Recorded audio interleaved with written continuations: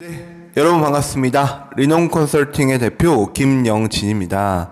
자, 이번에는 오픈 톡방에서도 많이 요청을 해주시고 이제 많이 요청을 받았던 바로 올해 이제 3년 특례 전망에 대해서 분석해 드리도록 하겠습니다. 일단은 사실 이제 학생들이 굉장히 이제 많이 물어봤어요. 올해 3년 특례가 어떻게 될까요? 그리고 코로나다 보니까 뭐 경쟁이 치열해질까요? 아니면 좀 약해질까요? 내가 뭐 상향 지원해야 될까요? 하향 지원해야 될까요? 뭐 이런 식으로 굉장히 많이 요청을 받았는데 제가 그걸 바탕으로 해서 정확하게 분석을 해 드리도록 하겠습니다. 자, 일단 첫 번째로는 당연히 유턴, 즉 이제 해외에서 국내로 오는 학생들이 굉장히 많아졌습니다. 해외 대학에서 유턴이 증가가 됐고요. 그리고 그러다 보니까 아무래도 지원자가 많아질 수밖에 없습니다. 즉 유턴 증가로 인해서 절대적인 지원자 수는 많아졌다라고 보시면 돼요. 실제적으로 사실 체감상으로도 그래요. 물론 이제 10년 특례 보셔서 아시겠지만 약 한 10%에서 20% 정도가 좀 늘었죠. 좀 늘었는데 그런데 뭐 체감상으로도 그렇지만 저도 실제적으로 이제 수강생 수라는 게 있잖아요.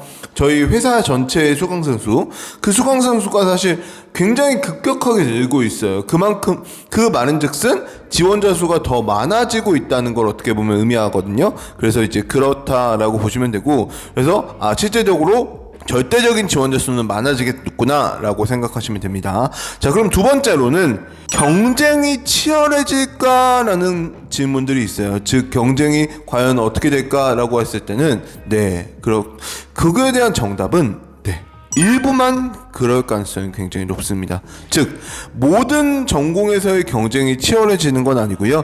여러분들이 항상 이제 주로 전공하는 것들에 대해서 그 일부 부분은 굉장히 커트라인이 올라갈 수 있다. 굉장히 좋은 많은 학생들이 지원할 수 있다라고 보시면 될 것 같습니다. 대표적으로 어떤 학과가 있을까요? 그렇죠. 국제학부, 뭐 연대 같은 경우는 언더우드, 하스, 뭐 이럴 수가 있겠고, 뭐 흔히 말하는 국제학부들, 그리고 또 그렇죠. 영어영문학과, 문과에서는 영어영문학과, 그 다음에 아무래도 중국 학생들이 워낙 많으니까 이제 중어중문학과 이런 학과가 될 수 있겠고, 이과에서는 말 그대로 어느 학과일까요? 그렇죠. 공대. 특히나 생명공대, 생명공학과 뭐 이런 유의 공학과 계열. 이런 학과들이 많이 지원하겠고, 당연히 이제 약대나 이런 것들도 의외로 조금씩 이제 계속해서 몰릴 수가 있어요. 아시겠죠? 그래서 이 정도로 이제 특정한 학과들에 대해서는 좀 많이 가는 것들은 굉장히 경쟁이 치열할 수 있겠구나라고 보시면 되겠습니다. 자, 그러면 세 번째, 스펙은 높아질까? 학생들이 많이 궁금해하는 부분이죠. 그 스펙이라고 하면 뭐 IB 점수 뭐 42점, 뭐 몇 점 뭐 이런 것들, 뭐 이런 내신상의 점수를 말할 수도 있고, 뭐 활동 이런 것들도 말할 수 있고, 어학 점수 이런 것들도 말할 수 있는데, 결과적으로 이 스펙에 대해서는 꼭 100% 그렇지만은 않습니다. 자, 여기서 주의할 점. 당연히 주요 학과들의 스펙은 높아집니다. 그건 거의 100% 기정사실화 될 것 같아요. 하지만 그렇다라고 해서 저도 이제 체감상 느끼는 게 있잖아요. 학생들이 준비해오는 것들. 근데 평균적으로 저희가 이제 입시나 이런 것들을 어떻게 전망하냐면, 학생이 예를 들어서 A라는 학생이 저한테 처음 갖고 오잖아요. 그 갖고 오는 것들에 대한 내용들, 그런 것들을 보면은 그게 곧 학생의 평균이에요. 네, 실제적으로 그게 곧 이제 뭐 어쨌든 3년 특례든 12년 특례든 이런 대학생들이 갖고 오는 학생의 평균이다라고 이제 저희는 보는데, 사실 이제 그런 것들을 바탕으로 해서 볼 때 스펙 자체는 꼭 높아질 것만은 같지 않습니다. 당연히. 그게 왜 그러냐? 학생들이 코로나다 보니까 코로나라서 뭐 어떡해요? 코로나라서 우리 다 셧다운 됐어요. 코로나라서 저 시험도 못 보고 있어요. 이런 식으로 다들 말해요. 똑같이요. 그냥 앵무새야 거의 그냥. 예, 그렇기 때문에 사실 절대적인 스펙이나 이런 것들은 오히려 조금 더 낮아질 수 있겠습니다.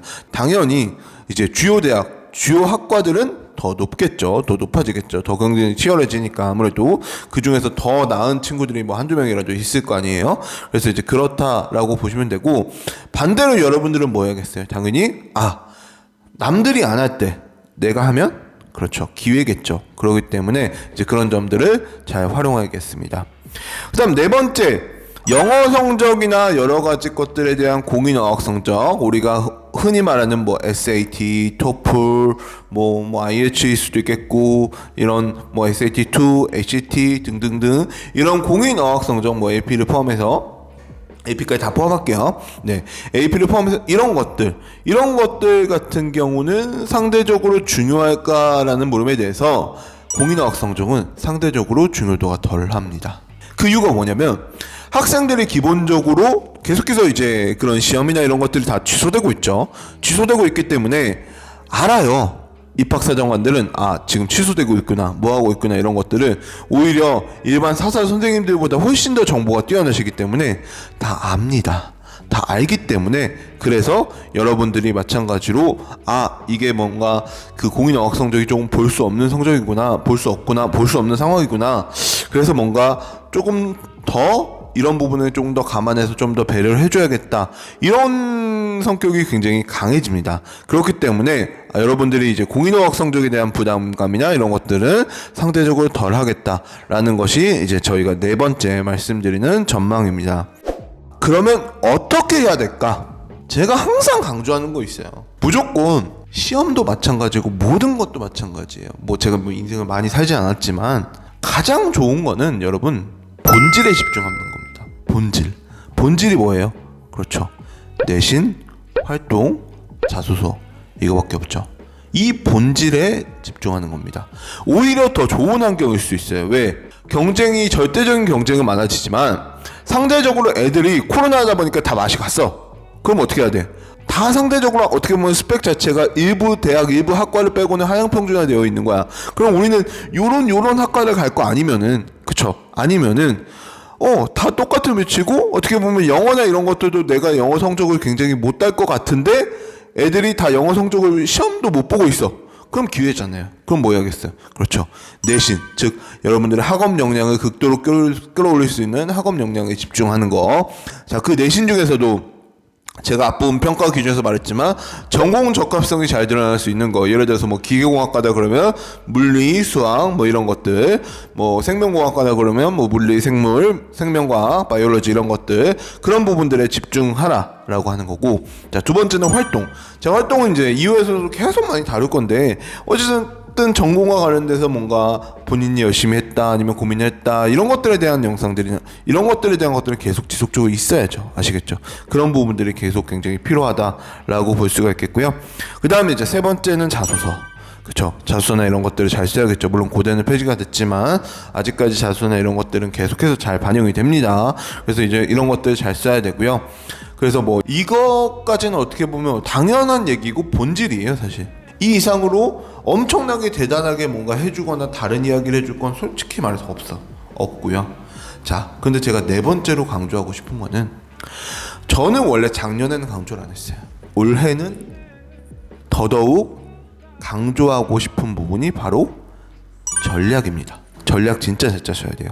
그냥 무턱대고 나는 중국어 잘해, 중어중문학과, 이렇게 하는 것도 물론 좋지만, 하는 것도 물론 나쁘지 않지만 정확하게 한 번 더 생각하고 그러면 상대적으로 내가 중어중문학과 위치했을 때 경쟁력이 있을까? 경쟁력이 없다고 하면 어떤 식으로 턴할까? 다른 친구들 어떤 학과에 지원할까? 상대적으로 다른 친구들이 지원 안 하는데 내가 가지고 있는 경쟁력은 무엇일까? 네. 이런 부분을 쓰셔야 됩니다. 왜? 우리는 어차피 전체적으로 1번부터 100등까지 갈리는 게 아니라 1등부터 5등까지 5명, 10명 중에서, 즉 그 학과 애들끼리 경쟁하는 거잖아요. 학과에서 잘하면 뽑혀요. 학과에서 못하면 못 뽑히고. 알겠죠? 그렇기 때문에 그 전략이나 이런 것들에 대해서 굉장히 많이 고민해야 된다. 여러분들이 어떤 전공을 할지, 그리고 그 전공에 대한 경쟁력이나 경쟁성은 얼마나 본인이 가지고 있는지, 상대적으로 우리 아이의 성적에 비해서 다른 학생들의 성적이 어느 정도 높은지, 이런 것들에 대해서 전략적으로 고민해야 됩니다. 아시겠죠?